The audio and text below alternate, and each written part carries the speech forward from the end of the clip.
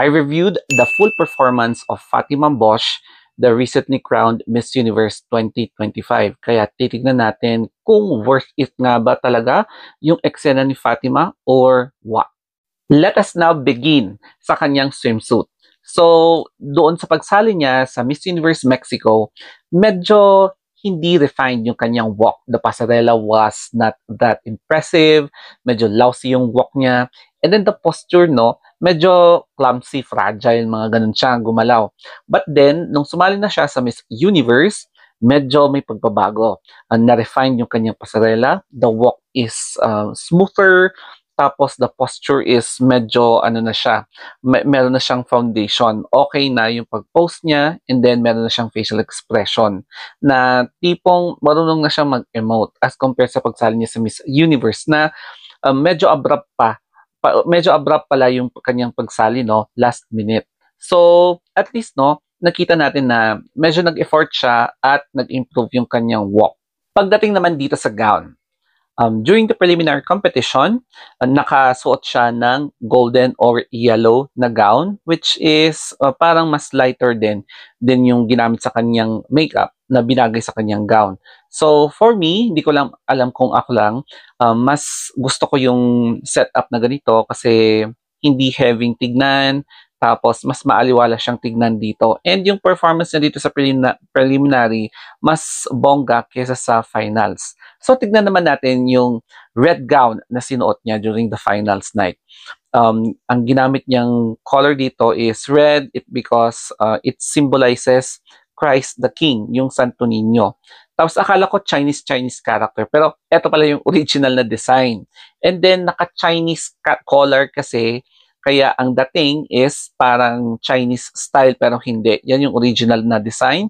And then, ang ginamit sa kanyang makeup ay medyo heavy to complement sa kanyang bold na gown, which is parang it made her look like older than her actual age, parang ganon. So, mas bet ko talaga yung nasa prelims.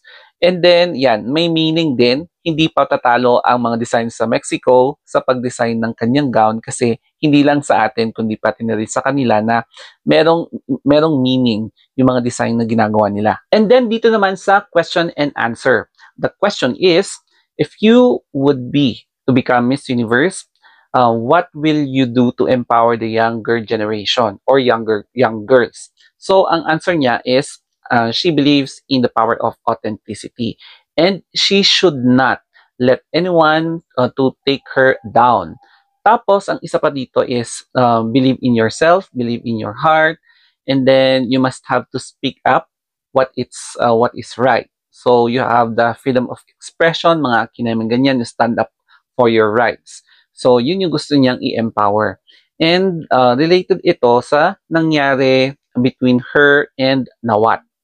Although I find okay naman yung sagot ni Mexico, however, malakas din naman yung sagot lalo ni Atisa, tapos si Miss Cote d'Ivoire, pati si Venezuela na very eloquent din. And then syempre hindi rin patatalo si Thailand. So lahat sila malalakas din yung kanilang communication skills during the top 5 Q&A. However, marami talaga ang naloka nung nanalo si Miss Mexico kasi basing sa performance-wise, yung ibang top 5 talaga yung nakikita nila. And sorry to say, alam mo, nakakawindang talaga. And ang daming mga resibo. Even before the coronation night started, marami talagang naglabas ng kanilang mga resibo in which the pageant has pre-selected yung mga contestants na mananalo o kaya mga kapasok sa top 12. So, ito yung resibo, and ang pinaka nakakaloka dito ay nung nagkaroon ng first ever post ang Miss Universe organization sa kanilang Facebook page, wherein mas marami pa ang reaction ng angry tsaka haha versus yung heart tsaka yung like. So kahit na gumamit pa ng bots para mapaangat yung heart, hindi pa rin mapipigilan yung pag-angat din ng haha tsaka yung angry emoticons. Pagdating naman sa mga controversy, yung alleged family ni Bosch ay they own a certain petrol company in Mexico which is connected sa isang boss ng Miss Universe organization na meron daw ata siyang atraso. So, in order for this boss to be granted ng investment or to be granted with partnership sa daddy ni Fatima, dapat manalo si Fatima. So, yun daw yung ginawa, even pati sa national pageant hanggang sa Miss Universe. So, yun daw yung chismis. And then yung pangalawa is, eto na yung pre-selected na candidates, even sa top 30 or top 12. Wherein, nung paglapag daw nila sa airport, merong iba na meron agad video shoot. Kasi, yun yung gagamitin kapag matatawag na sila sa top 12. So, ibig sabihin, pre-selected na yung mga napili na candidates.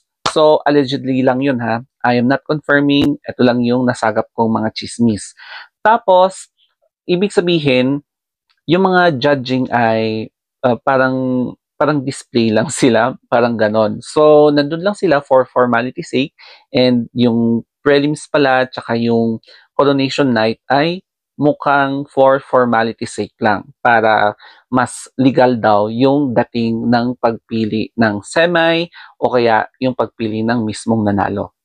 Pero nakakatakot itong whistleblower na 'to 'no, na in-invite na judge pero nag-quit dahil nga ang dami niyang pasabog talaga. So ibabalik ko yung mga pictures na 'yan and siguro kapag malapit lang siya sa Mexico, grabe, ibang-iba talaga yung mafia do'n.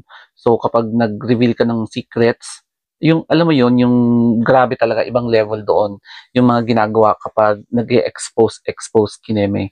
So, hindi ko alam kung marami pa siyang i-expose or what, or marami pang aalingasaw na singaw na hindi pa natin nalalaman. So, since bago pa lang ang kakapanalo pa lang ng Miss Universe, sigurado marami pa rin ang magsisilabasan ng kani-kanilang sikreto. So, that's it for now. Bukas ulit ng hapon kasi matutulog na ako at magjo-duty na ako bukas. So, good night and sweet dreams. Mwah!